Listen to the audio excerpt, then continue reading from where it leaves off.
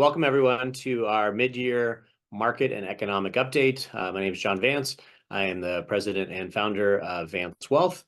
And this is one of my favorite topics. Most of you know, we do an annual update at the beginning of the year, and this is our mid-year update just to provide an update on the financial markets. And then I've thrown in a couple other topics that we're going to cover today.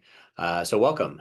This will also be available in a recording. So obviously, if you can't stay for this entire presentation, you can check in on YouTube and have full access to this presentation and the three topics we're going to cover today. So let me just make sure I get the slides to advance. Just a couple of disclosure items on here. And just around taxes and around past performance. And then we make our way into the presentation. So we've broken this down into three key topics. We're going to go through a current market update. Then we're going to address the issue of, well, why shouldn't I just own the S&P 500? And then the last part, we're going to talk about digital assets, specifically Bitcoin, Ethereum, and the crypto market as a diversifying tool.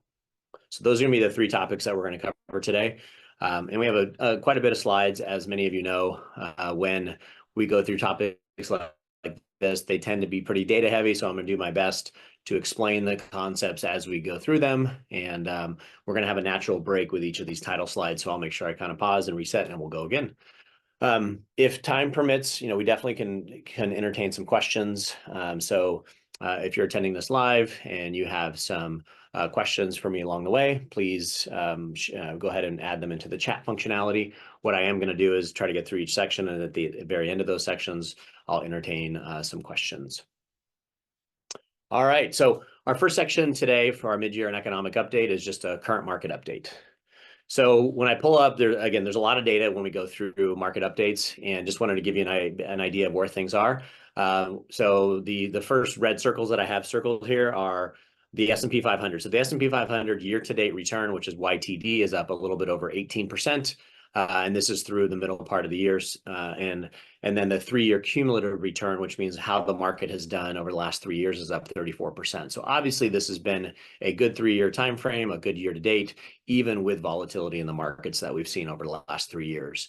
And so one of the things that I do find interesting is I was reviewing my notes from last year, and the reality is, many people were calling for a recession. Many people thought the markets were not going to do well. And now we take a look at where we are today, and the markets have been quite strong, and to a surprise of many. But that's also why we're long-term investors, and a lot of this short-term stuff is day-to-day noise that we try to avoid and really focus on the long-term. And then if we look here at the bottom, this is fixed income. So fixed income, otherwise known as bonds in the portfolio. Returns aren't great in this space. They are slightly positive. So you can see the U.S. aggregate index, which is just looking at the entire bond market, is up not quite 1%. And then corporate bonds are up a little bit over 1%. The real pain point here is this 3-year cumulative return. So we're still coming off a really tough 3-year environment where bonds are still negative. So when you look at their yield, meaning the income that's generated, plus or minus their gain or loss, which means a loss, they're still in a loss position. So they're down over 7% cumulatively over the last 3 years. And that's really just a byproduct of raising interest rates. So when the Fed embarked on raising rates to try to curb inflation, we saw that bonds did not perform well. The good news is, if you look here on the left-hand side next to where it says fixed income, there's this yield. The current yield on bonds is quite attractive, between 4.75 and higher. And that is a very good predictor of future returns. So we're excited about the prospects on a go-forward basis, but it's still been a pretty tough environment, and this year has been mediocre. When we break down what's been going on in the U.S. markets, we have a few things. On the left-hand side, this is just designed to show you how the industries of the S&P 500 are doing. So how are the different markets? All of them are positive. You can see we were being led by technology stocks, which is not a surprise, given all the things that are happening in artificial intelligence and just that space and how attractive that's been for a lot of these big tech companies. And then you can see at the bottom side of that is real estate, slightly in the positive. However, we know real estate's been a challenged asset here as of late because interest rates have risen to the current levels.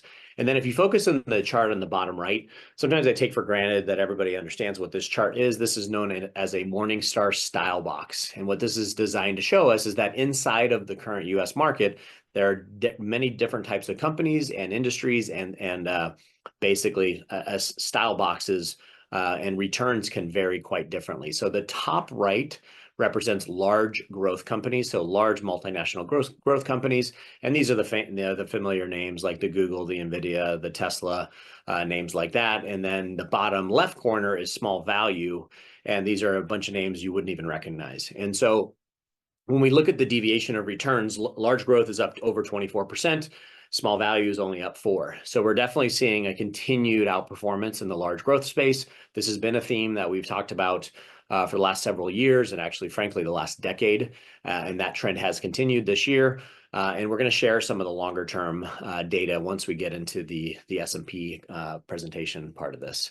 So just want to give you an update on this. At the end of the day, the way we build portfolios is we are going to use the majority of these different industries, and we're also going to part of the allocation strategy is to fill up the style box, which means we're going to own parts of your portfolio are going to own all of these areas because that's how we accomplish broad diversification and help to manage risk and portfolio returns on a go-forward basis. All right, now we're going to get into some stuff. It might be a little rapid fire, so hopefully, depending on the screen that you're on, you can read some of these slides, and I'm going to do my best to describe as we're going through this. But one of the things that we recognize is this is the fourth best start to a year in technology stocks. So pretty crazy when we're looking at how strong these returns have been in the last 35 years. And what this has generally meant in the past is that when we had a good first half of the year, the second half of the year was also strong. So this does bode well for a strong second half. Some of the challenges that we know are going to be on the horizon going into an election year or in an election year going into election season, that's probably going to promote some more volatility. But just wanted to share on the left-hand side, it shows tech stocks are up over 28% and the S&P is up 15%. And those are a little bit higher than the data I showed you on the prior chart, just because these are as of June 30th, where the other ones are, the other data is updated as of July 14th. Large cap stock outperformance, basically the largest since 1999 over small cap stocks. So on the left-hand side, you can see the yellow chart shows what large cap has done relative to small, and cap means company, so large company. And so if you look here, this has been a 3-year period where large cap has continued to outperform small.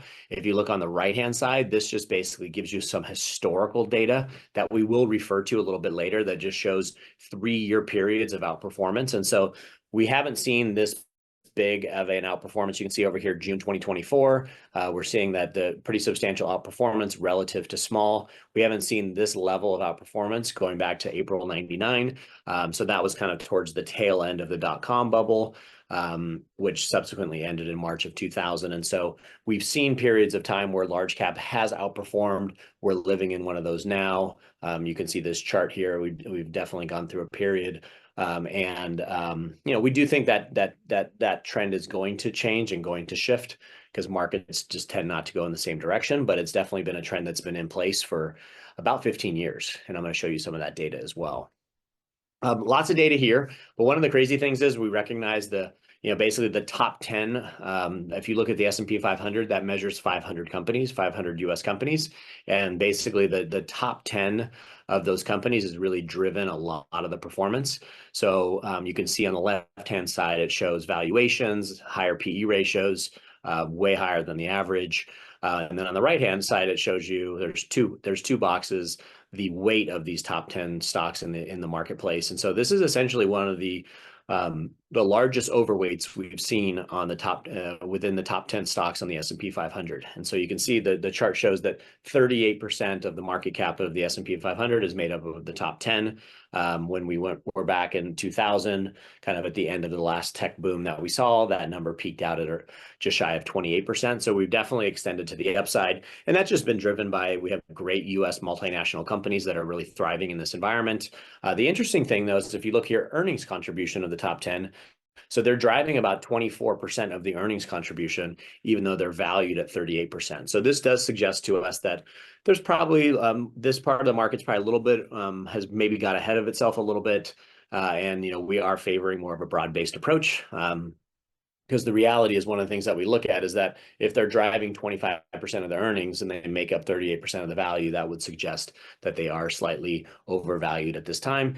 Doesn't mean that they can't continue to be this way, but that's just the reality of what we're seeing in the marketplace. Now, the top 10 stocks, it also includes what's called the Magnificent Seven. And this is really the companies in the top 10 that are focused on technology. And you can see the performance numbers that we're looking at. And this box I know is a little bit hard to see, but basically the Magnificent Seven year-to-date returns is up 41%, which is driving like 2/3 of the return. And then if you take those companies out, what's the rest? What are the rest of the companies doing? Meaning the other 493 companies in the S&P, they're only responsible for about 5% of the returns. So kind of crazy to see that we are still having this concentration of these big companies. And again, that'll go through ebb and flows over time. We want to continue to monitor that, but that's a big part of portfolio diversification as well as rebalancing, is to make sure that portfolios aren't getting overexposed. But they're definitely seeing some really nice, healthy runs. And again, these are all the big names that we all are very familiar with.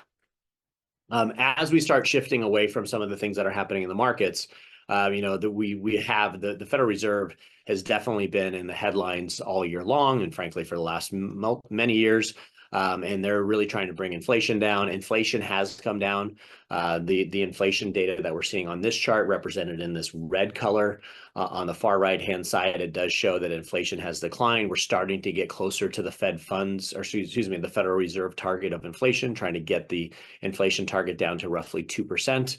And so as of last print in May, we were at 2.6. In June, it ran even lower. So we're on the right track, which now is why you're hearing a lot more, reading a lot more headlines around the Federal Reserve being willing to cut rates, maybe 1 or 2 times here as we wrap up the year. But what this chart is designed to show you is that we tend to be in an environment where when inflation is low, the federal funds rate is low. So what this is suggesting is that right now with the Fed funds rate at 5.3 and the inflation rate at 2.6, there's a disconnect, right? So what this means to us is that the Fed does need to cut rates, because if they continue in a higher rate environment, that could lead us into a recession. And I know that's one of the things that we're really trying to guard against, is to make sure we don't slip into a recession. And so that's why the Fed is starting to talk more about this. And if you look at previous periods of time, when you've seen the Fed funds rate, which is this yellow chart, I don't know if you can see it, where it's above inflation, it's kind of these peaks of where in periods of time where we had a recessionary. So the gray bar charts that run down the middle represent recessionary periods. And in all these periods, when we look back since 1990, high Fed funds rate relative to inflation, I don't know if it pushed us into those recessions, but it definitely, you can see we don't know if necessarily it's a correlation or causation around the fact that the higher Fed funds rate relative to inflation is generally not a great thing for our economy. So with all that being said, we think that we are going to start seeing rates come back down, which is also really important to us, because we think that'll bode well for growth stocks. It'll bode well for real estate. It'll also mean that a lot of our cash, meaning money market and T-bills, the rates will start coming down. So there is definitely going to need to be some rebalancing and making sure that we reset expectation for what things look like on a go-forward basis. Really noisy chart, but it's actually quite simple. Basically, this shows contributors to basically headline inflation. So what is causing the inflation? And you can see when we peak back here in July of 22 at like 9%, you can see this green is energy, orange is core goods, the purple is food at home, blue is dining, recreation, other services, red is auto insurance, and then you have blue as shelter. So the reality is, as we've seen rates come back down, you can see things like energy prices have subsided, which is why green is down here below 0. And so we've definitely brought the inflationary numbers back into track, or back in line. So I just wanted to show this to you just so you can get an idea of how these inflationary numbers were being tracked. We are on the downside of this, and so we do think. I mean, we had been calling that for inflation to come down. Even as it started to rise up, I think this did surprise us a little bit. Some of these peak levels of inflation. The reality is there was so much money in the system that created some of this inflation. So we're working through this, which is healthy for the economy. Some industries are definitely struggling. Some individuals are struggling through this environment, but we are headed in the right direction on inflation, which will allow the Federal Reserve hopefully to cut rates and to ease the cost of borrowing. Okay, so we're going to take just a kind of a pause. So that was our current market update. Would just give you a sense of where things are today. And so we're going to now pivot into the next topic. So our next topic is this idea of, should I just invest in the S&P 500? So one of the things that we have recognized is that the S&P 500, which is an index of 500, the 500 largest US companies, has performed really well over the last 15 years. And as you know, we're big believers of diversification. And so we get the question as well, the S&P's done so well, why don't I just invest in the S&P 500? Well, quick side note disclosure is you can't invest directly in the S&P. You can buy all the S&P stocks. You can invest in an index or an ETF that tracks the S&P, but you technically can't invest in the S&P. So this idea of, well, why should I just invest in the S&P 500 index as a, an ETF or some other product? And we're going to go through why we have an allocation. We do think it's important, but why broad diversification is critically important, especially on a go-forward basis. And so I'm going to provide the landscape of what the market looks like, and then I'm going to go through a bunch of examples. We're going to have some charts that I'll go through, but it's really important to illustrate the power of diversification and why it's so important. Okay, so this might be the most technical slide that I have in this section. So when we look at, we're going to go from left to right. So the S&P 500, this is this Morningstar style box that I referred to. And this is broken down into large companies that are value, blend, and growth, medium or mid-sized companies, or small companies. And so when you look at the S&P 500, that box on the left-hand side, those numbers are representative of the percentages of weighting in the S&P. So as you would read that, the largest weighting in the S&P 500 is 39% is invested in large growth companies. Again, these are a lot of the tech and healthcare companies that you're familiar with. And then if you notice at the bottom, small or small cap is represented 0. So the S&P is primarily a large company index with some mid-sized companies about 20%. So that's just to give you some perspective. So it's pretty much all large company or large cap. Then when we look at the index in the middle, the Russell 3000. So S&P is Standard & Poor's. Russell is another company that tracks and models stocks and builds portfolios. And so this represents the Russell 3000. So this is known in our world as a broad market index, which means it tracks all US companies. And if you notice, while the large, mid, and small exposure, on the large end, there's a lot of similarities, right? The Russell 3000, 35% is in large growth, right? So it does deviate slightly from the S&P, but the difference is, you can see small is there's roughly 3 plus 3 plus 2, so there's roughly 8% in smaller companies in this Russell 3000. So the middle allocation here really exemplifies what the U.S. markets look like, not just the S&P. And then on the far right-hand side, this is a little bit more specific to DFA or dimensional funds and how they build portfolios, which this just tends to be a portfolio strategy that's tilted more towards small cap or smaller companies and more towards value. And you can see that that represents a broader diversification, where small cap, if you add up that allocation, is around 22%, right? So that's how we look at the landscape of what's out there for us. The S&P, the Russell 3000, or a more factor-based that's tilted more towards value companies and small caps. So that gives you the landscape of basically where we're going to start from in our conversation today. So when we look at there's a lot of data here. These charts hopefully will be easy to explain. So this basically looks back over the last 15 years from January of 2009 until December of 2023.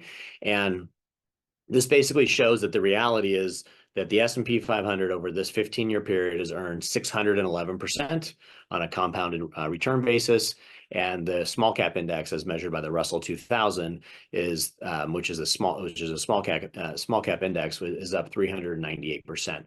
Both indexes have done tremendously well, but you can see in this example, the S&P has performed substantially more. And that's why we're getting the question. So I brought the question at the beginning, why shouldn't I just invest in it? And this chart explains the reason why we're getting the question, because large companies have just done much better over the last 15 years. Now, when we drill down even more, what this shows us over on the right-hand side is that in purple, this represents basically large growth companies. So again, the tech and tech and healthcare companies especially, you can see have averaged over 16% per year over the last 15 years. And then you can see when you start looking at the S&P is up about 14, and then the other indexes, large value, small growth, and small value have underperformed pretty dramatically, right? So this is why we're getting the question, because the reality is the performance on the growth side of the ledger has been so strong. And part of our diversification strategy is we know markets go through these patterns where certain markets outperform and then they underperformed. And so that's part of what I want to show you through this exercise today. So then this now, instead of narrowing into a 15-year window, this actually takes a look back and says, well, what if I looked at a 24-year window? So this would take us back to January of 2000. So a 24-year window. And then you can see here, this the S&P is represented by this dark green, is up about 7%. And then small value is averaged around 9. So this is the reason why we do believe over a long period of time, we want to be diversified in large value, large growth, small value, small growth, make sure we have a balanced portfolio, because this is a great example. Over 24 years, small value has still outperformed the S&P. And we don't know what the future is going to be. One of the things that is really important is past performance is not indicative of future results, or it doesn't guarantee future results, but we do like to use it as a guide, a little bit of a guidepost to help us drive decisions and give us a sense of where things might be headed. And so you look here, one of the reasons why we have conviction and continuing to maintain the broad diversification is this is a great example that even though the last 5 years have been heavy on the S&P outperformance, small value over the last 24 years still has been superior.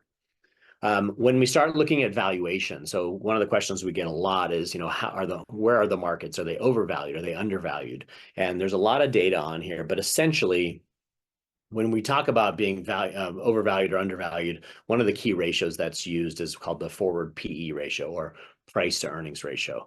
And the 30-year average is around 16. So that would put us right here in the middle. So arguably, when you're above this line, right, so this would represent periods like 2000, periods like maybe today, the market is overvalued. And when it's below, it's undervalued, right? So one of the things that we identify is that, markets are a little bit richly valued. You can see we're above this, one standard deviation away from the average.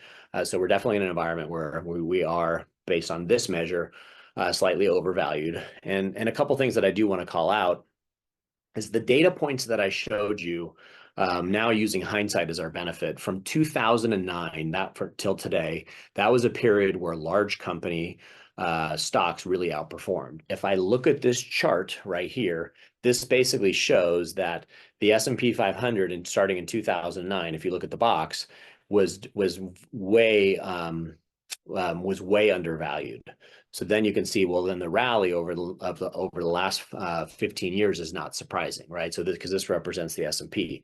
So from this 2009 period till today, we've seen a nice run up in the markets over the last 15 years, but it came from a place of the market being really undervalued, which was back in the financial crisis. Then when we look at the 24-year track record, which then went back to 2000, you can see that now started from a period of time where the markets were overvalued, which is one of the reasons why small cap in our estimation outperformed the S&P, is because we were coming from a period of the S&P being overvalued relative to its price to earnings ratio. So I know there's a lot of data there, but when we look back and try to explain the data, which means we say, okay, we're here today, how did we get here? And what did the data then suggest in terms of where valuations are? Because we want to use that as a guide to help us with future decisions. This not only occurred in the U.S., meaning the S&P versus small cap, it also happened in international markets. And so the S&P relative to international markets outperformed 600% to 200, so pretty dramatic. When we look at emerging markets, 600 versus 229%. So you can see this was pervasive. This happened with U.S. markets, international markets, emerging markets through the same period of time. But when we then look back and say, well, okay, well, how did things perform? So we've been looking at this window, and I know I'm throwing a lot of numbers at you. We looked at this window over the last 15 years where large company S&P stocks have done great. And then we said, but from 2000, broad diversification actually did a little bit better. So what happened in that 9-year period from 2000 to the end of 2008? And this chart just shows the S&P versus the small cap index. So right before the financial crisis hit, small caps were outperforming. They were up 84% versus the S&P up 18. So you can see dramatic outperformance of small cap during that window. And so I'm going to skip this one actually. And then if you look at developed markets, so international, in this same time frame, international markets were up 80. At the same time, the S&P was up 20. If we look at emerging markets, so non-developed, and so that would be a lot of the more Asian countries, and South America, you can see that period of time up 243 versus up 20. So we definitely saw from the period of 2000 to 2009 where small cap, international, and emerging all outperformed. And then we've been living the last 15 years in this environment where the S&P outperformed. And so the reason why we want to provide that historical perspective is that we know trees don't grow to the sky, which means that we're going to have leadership rotation. So there's times when parts of the market really outperform, but generally that means that on the next cycle, they'll underperform relative to other peers. And that is the expectation, is this idea that you see a rotation in leadership. So what we then wanted to do is actually build this comparison that says, okay, what if I had the S&P 500? What's in the S&P 500? So if you look over here, you can see large value, large blend, large growth. This data just mirrors what I showed you on a prior slide. And then we said, well, what if I just wanted to compare it to a broadly diversified equity portfolio? So we have a bunch of US large cap, mid, and small. We also have international. So if you see here in this top left corner, it shows emerging markets, international small and mid, international value, growth. So we built a globally diversified portfolio on the left. And so we're calling this 100-0 passive, which means 100% equity exposure, but global versus the S&P. And we built out this chart, which, we like to title Winning Even When It Doesn't Feel Like It. So I'm going to try to zoom in here. So we have two distinct periods. So this top box is the period we've been referring to from 2000 to 2008, when the broad market outperformed the S&P pretty substantially. So if you look here, through this history from 2000 to 2008, the S&P was down 31% over that period of time. And then if you see here, the broad market was up 17. So when we look at year over year, you can see the S&P was down 40 during that period of time. The broad market was down 19. How do we feel? I lost money. And then, we have this green area. The S&P was up 82. The broad globally diversified portfolio was up 145. Diversification worked. Then we have a period like 2008. The S&P was down 37. The broad market was down 40. I lost more money. But when we look at that period of time, this was definitely dominated by a period where value outperformed, but also international and small cap. Then we look at the period we're living in today, right? So we go through this period of time. So look at this rally, how strong this is. From 2009 to 2019, the S&P rallied 351%. A broadly diversified portfolio was up 317. How do we feel sometimes? I didn't make as much money as the S&P, right? Then the next kind of period of time, you can see I lost money through the next cycle. And then you can see the next rally, I didn't make as much. Then the next period of a downturn in 2022, the market S&P lost 18, your diversified portfolio lost 13, I lost money, right? So it's this mental exercise of I lost money in periods of time, I didn't make as much. And so this diversification doesn't feel good. But at the end of the day, when we summarize everything, at the very bottom, when we look at the whole period of time, this diversified strategy outperformed the S&P when we look at a longer time frame. And so, basically this strategy that we're modeling here, it wins even when it feels like losing. And that's the important thing for us is, we don't know when we're going to shift into an environment where value outperforms, where small outperforms, where international markets start to perform better. But the reality is, when we look back over a long period of time, there are plenty of examples where we go through these cycles, and we want to make sure that we are diversifying portfolios, looking ahead, looking out the dash, not in the rearview mirror, because I think that's when investors can get into some trouble, is when they're basing all their decisions just on the recent past performance, using more of what we would call like a recency bias of just trying to focus on what's doing well recently. And so again, maintaining that broad diversification is really important to us. And that's what you've hired us to do, is make sure we're being good stewards with your money and managing through these different cycles. Okay. So as we start to pivot, we're moving well on time. No questions up until this point. So I am going to run into a topic that It's probably going to confuse most of us. I will tell you that I'm trying to learn as much as I can in the space. This whole idea of cryptocurrency, digital assets, blockchain technology, Bitcoin, Ethereum, and really looking at, okay, is this an asset class that we should be considering for our clients? And so the talk of today is going to be Bitcoin as an investable asset.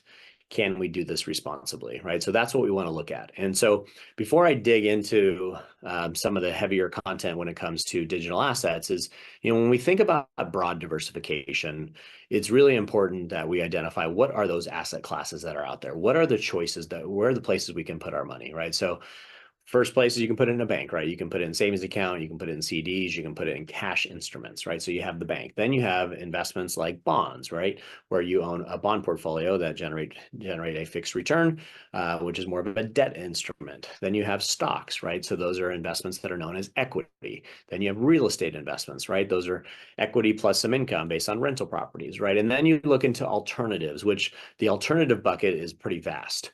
The ones that I think come to mind the most would be things like commodities. So owning gold exposure, owning oil exposure, timber exposure, things that are commodities. And so at the end of the day, it wouldn't be fair to say that there's like a one size fits all or that one of these investments does anything the best. The key of building wealth, building a portfolio is how do we diversify the portfolio and putting assets in there that over time will grow, over time have some level of safety, over time have some protection against inflation, and over time have some non-correlation, which means they don't all move together. So when we look at digital assets, Bitcoin being the most well-known, is we're looking at this, is there a place for this in the portfolio? Can it provide some diversification benefits? And that's what we're going to discuss today. And as we go through, I am going to move through some of these slides. As we start to look at what we call the history of global commerce, I mean, I know sometimes it's funny to even look back and see like, okay, well, what did global commerce look like? Well, we had the advent of fire, then we had the advent of the wheel, the internal combustion engine, the internet, and now blockchain technology. So this is literally where commerce is heading. And the more I learn about what's happening behind the scenes at banks and at big financial institutions and seeing how they're adapting this, we're in the very early stages of some major disruption that's occurring. But that's how you should think about global commerce, is this blockchain technology, and the use of digital assets sits on this blockchain technology. One of the things that I think is important is like, why is this a big deal? And if we look right here, most importantly, so it basically eliminates the trust industry and creates an authentication industry. So the way blockchain works is basically, it's a technology where data can get uploaded for free. And so then it becomes this authentication industry where, you can see the note here, trust industry equals intermediaries, aka middleman. So what blockchain is basically threatening to do is getting rid of a lot of the middlemen, which you can see down here. Intermediators employ 10 million workers, account for 21% of the US GDP. So to what extent that this will be that disruptive is unknown, but you can see there's lots of intermediaries and everything. If you buy a piece of real estate, if you get a loan, so you can see the list of industries that are going to get disrupted based on blockchain technology: commercial banking, our industry, securities industry, insurance, real estate, brokerage, legal services. So that's why this is a big deal, because the way we transact business is going to be different, because it's not going to rely as much on intermediaries, because the blockchain technology is going to allow for authentication versus just trust. When we then look at getting into what does this mean, I don't want to spend a lot of time here because frankly, I don't want to lose you in some of the nuances, but essentially when you start thinking about, there's all these different layers of digital assets, blockchain being the outer layer, and then as you drill down into Bitcoin, Ethereum, and some of these other areas, these are all going to be unfamiliar terms to you as you start to build that knowledge base. But just know that the Bitcoin technology, the Ethereum, this is just we're in early stages of this, and so that's why we're considering this for investment inside the portfolio, and albeit at a fairly limited scale. So let's talk a little bit about this. So why is it coming up now? Well, as of this year, you are able to buy an ETF, so an exchange traded fund, that can invest directly in Bitcoin. And actually, as of today, so today is July 23rd, you can buy an Ethereum ETF, which basically gives you exposure to the price movement of the Bitcoin or of Ethereum markets. And so I want to walk you through just the case studies for this and then how we can apply this and maybe do this responsibly. So Bitcoin can be seen, so why Bitcoin, right? So Bitcoin can be seen as a store of value that can be used as a payment or remittance vehicle. That's number one. Number two, Bitcoin can be seen as a synthetic hard asset with a fixed supply, so like a physical commodity. Sometimes people will call Bitcoin digital gold because it's this fixed. There's a fixed supply out there. It's not an infinite supply. And then number three, Bitcoin may offer portfolio diversification benefits, which we're going to get into those. Okay, so opportunities in Bitcoin. So when we look at it, like, well, what are the opportunities that are out there? So if we're going to use it as a diversifier, how should we be thinking about it? Well, near-term opportunities. So why are people investing in it? So, you can see some of these bullet points here. Protection against currency debasement and inflation. This is a big one, right? I think generally people are concerned with U.S. governments and governments around the world about continuing to print money, continuing to borrow money. And so this is designed to potentially be an opportunity against protection against the currency debasement and inflation, protection against geopolitical risk, and then also just faster and cheaper to do cross-border transactions around the world. So that's really the near-term opportunities. Then we look at medium-term opportunities in Bitcoin, faster settlement, and cheaper point of sale. So basically as a payment solution. So that's one of the things that I think is really early, but one of the medium-term solutions is really using this as a payment solution. And then long-term opportunities, recognition as legal tender for additional countries struggling with currency debasement. I mean, we know in the U.S., our U.S. dollar is extremely strong. So we are confident about keeping our money in banks and keeping our money in dollars. The reality is most other countries don't have that same benefit. And so a lot of other central banks and countries are starting to look at utilizing this, and even citizens in these countries are utilizing this to help against this currency debasement that's happening in a lot of other countries around the world. And then reserve currency for countries seeking neutrality. So there's definitely some opportunities. As we get into, we don't have a lot of data. So this chart shows correlation of Bitcoin specifically to major asset classes. This goes back to 2014, right? So this is a 10-year chart of looking back and saying, how has Bitcoin been correlated to the S&P, to the NASDAQ, to gold, to the US dollar, and to bonds? So we have a chart here. So basically, you can see Bitcoin's correlation to the S&P 500 is 0.17. So correlation of 1.0 would mean perfectly correlated, which means if the S&P goes up, Bitcoin would match it. So that's a 1.0. So when you have a correlation of 0.7, that's a very low correlation. So you can see Bitcoin has low correlation relative to the S&P and to the NASDAQ. Even lower to the gold. It's negatively correlated to the US dollar. So you can see as a diversification tool, and again, this is using past history. We don't know what the future is going to hold, but as a diversification tool, Bitcoin actually provides a lot of those benefits because it doesn't move in line with what's happening in the other markets or other assets that you might own. One of the things that I did find interesting is we know Bitcoin is wildly volatile. We've been through periods of time where Bitcoin's gone up 1,500% and then down 80%. So Bitcoin definitely is extremely volatile. And this chart basically shows the Bitcoin volatility versus leading tech stocks 5 years post their their initial public offering. So basically what this shows is annualized return is on the y-axis, and annualized risk is on the x-axis. And so you can see annualized return of something like, let's call Netflix, over the next 5 years was up north of 60%, and with a certain level of standard deviation volatility here. And then you can see Bitcoin as slightly higher with more volatility. Look at Amazon, much higher return with a lot more volatility. Google, more volatility, less return. So this just is designed to show you that some of the volatility that we're seeing here is a little scary, right? Because it's coming from an asset class that a lot of people don't understand. But when you compare it to volatility against a bunch of familiar names, it's actually it does mirror some similarities to these leading tech stocks that we see today.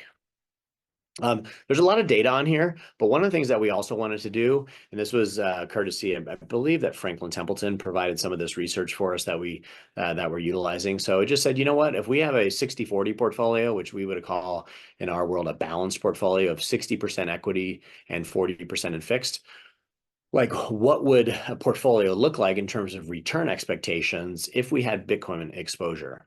And this is just looking at the last 5 years. And again, past performance is not indicative of future results, but we just wanted to show you an example of the last 5 years adding Bitcoin to the portfolio. It also is assuming that this is not preference for any tax treatments. And then this also assumes quarterly rebalancing. So one of the things with Bitcoin, because of how volatile it is, having regular rebalancing is going to be really critical to make sure that it tampers down some of the volatility. So there's a lot of you have basically the returns on portfolio one. So on the left hand side, it shows a 60% stock, 40% bonds, 0 Bitcoin. Portfolio two is 58 stocks, 39 bonds, and 3% Bitcoin. So just wanted to give you an idea of, okay, if you use the portfolio. If you use these two types of diversification tactics, and then you see the rates of return, I'm just going to use the since inception number. So that portfolio one has averaged just shy of 9%, portfolio two of just over 11. And that's only with a 3% exposure. And it's mainly because Bitcoin has gone up quite a bit. And so I do think the returns on a go forward basis will be a little bit more muted, but I do think that there is some value there. And then we get into things like performance risk statistics around what does this actually do to the portfolio in terms of standard deviation, Sharpe ratio, upside downside capture ratio. I'm not going to bore you with all the details, but what I found interesting is that let's look at standard deviation, which just measures volatility, right? So the higher the standard deviation, the more the volatility in the account. And so if we look at standard deviation with 0 Bitcoin and with 3% Bitcoin, it's pretty close, right? It's 12.7 versus 13.1. So pretty minimal, but it does generate some upside. So this data would suggest that if this repeats itself, that this could be a good diversifier within a portfolio. And a very simplistic look, but just wanted to share with you what that would have done over the last 5 years. As we start to look at, okay, what should we be considering? What do we? Uh-oh, it says my internet's unstable. Hopefully, I don't have any issues. We want to make sure we understand how it fits into the portfolio. Does it replace alternative assets like commodities? Does it replace some of our equity exposure? So that's definitely something we want to consider. We do need to understand, assess market capitalization, like how big is this market? It's pretty small right now. So at the beginning of the year, it was about 800 billion, which is about a little bit over 1% of the fixed income market and about 2% of the equity market. So it's a pretty small part of the market, but it's something that obviously we want to be mindful of. This will be part of the slide deck. There's far too much to read into this, but basically one of the reasons why we're having the conversations with clients that we're doing this webinar is that because there is a spot Bitcoin ETF, which means spot, which means it tracks the pricing of Bitcoin, is that it's a very accessible vehicle. Again, there's a bunch of notes in here, but the middle one is basically using an ETF structure to hold Bitcoin allows us to have access to put it inside portfolios like IRAs, Roth IRAs, 401ks. So it just makes it very accessible, and it takes away some of the challenges that you might have if you're trying to buy Bitcoin directly through an approved custodian. Again, the spot, it gives us much easier access. We are seeing pretty low fees when it comes to it. So I think a lot of I don't want to go into specific recommendations on the ETFs that we're utilizing, but they're a really low cost right now that we're seeing in terms of using ETFs versus actually buying Bitcoin directly. Some of the risks, though, that we have to deal with, it's really not a regulated asset, which does provide some problems for us. So it's not regulated. We do think that this next administration is going to need to deal with the regulatory complexities because it's basically going to be too big of a market area to avoid.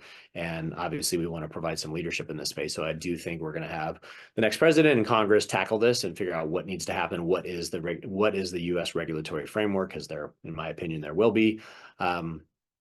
One of the things that's really hard is we don't have a big track record. We're talking about track record data that goes back 10 years. this asset's, 20, I don't even think 20, it's not even 20 years old yet. So we're going to there's a lot of volatility. So valuation is a tricky one when it comes to Bitcoin, which I think is why a lot of people just avoid it. It's like, I don't understand it.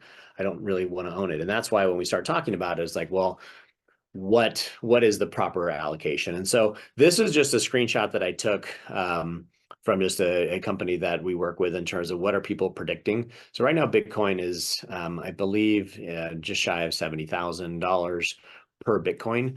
And you're starting to see some pretty bold predictions where people think that we might see this move upwards and 150, 250, 300 higher. We have some firms out there that you can see ARK Investments predicting over $1 million. So these are all just predictions. At the end of the day, nobody knows. But there's a bunch of real world applications that are going to rely on this network. And so we know this is going to continue to grow, but it is a little bit hard to understand.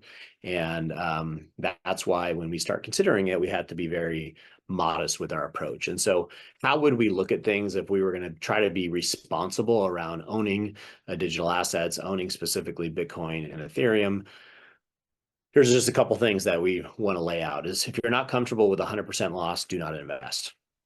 I mean, that's just the short, that's the quick answer, right? Is the reality is this is an asset that can go to zero. Now, when we start talking about a portfolio, if you invest 1% and it goes to zero, that's not going to have a dramatic impact on your overall returns because it's just 1%.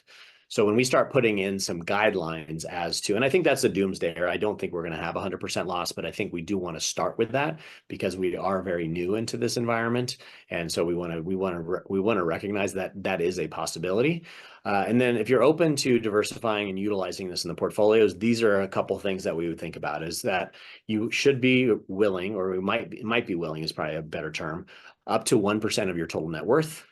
So whatever your total net worth is, if you're worth $10 million and you put 1% in, that would be $100,000, right? So I think it should be it can be up to 1% of your total net worth. You might even think about it as 1 to 3% of your investable assets. And so that would be your brokerage assets, your retirement assets, and so 1 to 3%.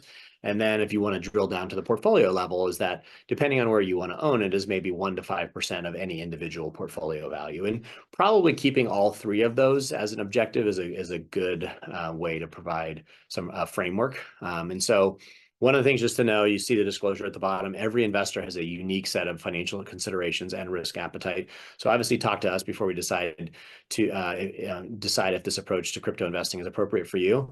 These are going to be conversations that we have, again, as a diversifier, as an alternative asset.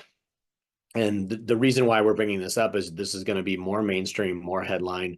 And so we want to be that voice that provides the resource to you and potentially the opportunity, and just so that we're aware of what the options are in the account. And so if any of you are on this and want to welcome the conversation, this definitely will be on the agenda for our year-end planning. But feel free to reach out to the firm if you have some questions that you'd like to address sooner than later. And with that, all right, we are all wrapped up for today. We moved through this content pretty good. Hopefully you enjoyed the three topics we covered. So just to summarize, we covered a mid-year market update, just an update on what was happening in the financial markets. We covered this topic that has been something that clients have been asking us for the last couple of years is, why shouldn't I just invest in the S&P 500 index versus taking a globally broad diversified approach? And hopefully I made the case for that. And then the third component is looking at digital assets as a potential small allocation in the portfolio, is just a diversification strategy for our clients. As you know, if we have any guests on this call, we do offer 30-minute complimentary consultations with one of our advisors. Go ahead and you can scan the QR code or go onto our website at vancewealth.com and book an appointment. We are not going to have a webinar in August, and our next live webinar will be December 17th, and that'll be our Social Security and Medicare update with Jared Ferguson and the Medicare man. That's one of our top requested webinars that we have every year. And then what we are going to do, we're going to start shifting a little bit of our content delivery, and we're going to start doing more video on demand. So I would encourage you, if you have certain topics that are on your mind that you would like us to do a deeper dive in. So if you think about today's webinar, we ran about 45 minutes. Each of our topics were roughly 15 to 20 minutes. And so that's going to be the goal on a go-forward basis, is to find topics that are important to you, that you want to be educated on, or at least hear our guidance or education around a certain topic is that we make that available. So please send questions in, send ideas, because if we can customize content based on what you are thinking about, what's on your mind, then we'll obviously be delivering a lot more value. So it was a pleasure being on this webinar today, and looking forward to connecting with you all in the future. Thanks.